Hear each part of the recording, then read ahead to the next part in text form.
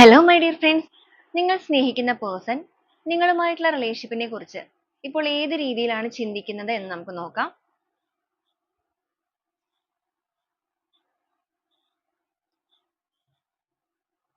Adventure, butterfly, heartbreak, true love ആണ് വന്നിരിക്കുന്നത്.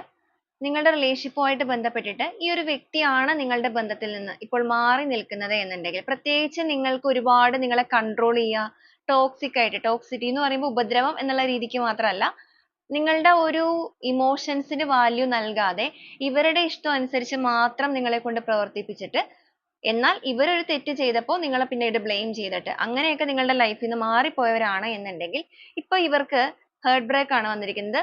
നിങ്ങളുമായിട്ടുള്ള ഈ ഒരു അകൽച്ച ഇവരെ വല്ലാതെ വേദനിപ്പിക്കുന്നുണ്ട്. കാരണം ഇവരുടെ ലൈഫിൽ ഇവർ ഒരുപാട് കാര്യങ്ങൾ ഈ ഒരു സമയം കൊണ്ട് എക്സ്പീരിയൻസ് ചെയ്തു കഴിഞ്ഞു. അപ്പൊ അങ്ങനെ എക്സ്പീരിയൻസ് ചെയ്തിരിക്കുന്നത് കൊണ്ട് തന്നെ അവർ നിങ്ങളോട് പ്രവർത്തിച്ച കാര്യങ്ങൾക്കെല്ലാം അവർക്ക് ഒരുപാട് വേദനകൾ ഈ ഒരു സമയത്ത് തോന്നുന്നുണ്ട്. വീണ്ടും നിങ്ങളെ ഒന്ന് കാണാനും അവരുടെ മനസ്സിലുള്ള ആ ഒരു സ്നേഹം, ട്രൂ ലവ് ആണ്, അത് വളരെ ഡീപ്പായിട്ട് തന്നെ നിങ്ങൾക്ക് നൽകാനും, നിങ്ങളുമായിട്ടുള്ള ബന്ധത്തിൽ വീണ്ടും ഒരു കണക്ഷനിലൂടെ ഇത് മുന്നോട്ടേക്ക് കൊണ്ടുപോകാനും, അതായത് ഈ റിലേഷൻഷിപ്പിനെ ഈ ഒരു സെപ്പറേഷൻ സ്റ്റേജ് ഒക്കെ മാറ്റി വളരെ സത്യസന്ധമായ രീതിയിൽ തന്നെ മുന്നോട്ടേക്ക് കൊണ്ടുപോകാനുമാണ് ഈ ഒരു പേഴ്സൺ ഇപ്പോൾ ചിന്തിക്കുന്നത്.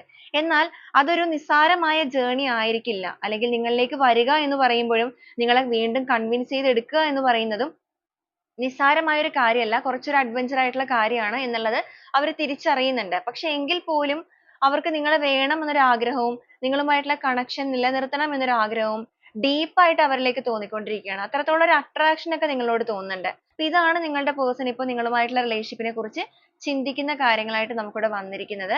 അപ്പൊ നിങ്ങളുടെ ഒരു പേഴ്സണിന്റെ എനർജി ആയിട്ട് ഇത് കണക്റ്റഡ് ആണോ എന്നുള്ളത് നിങ്ങളൊന്ന് ചെക്ക് ചെയ്യുക. നിങ്ങൾക്ക് കണക്ട് ചെയ്യാൻ സാധിക്കുകയാണെന്നുണ്ടെങ്കിൽ പോസിറ്റീവായിട്ട് തന്നെ ഒരു എനർജിയെ നിങ്ങൾക്ക് ക്ലെയിം ചെയ്യാവുന്നതാണ്.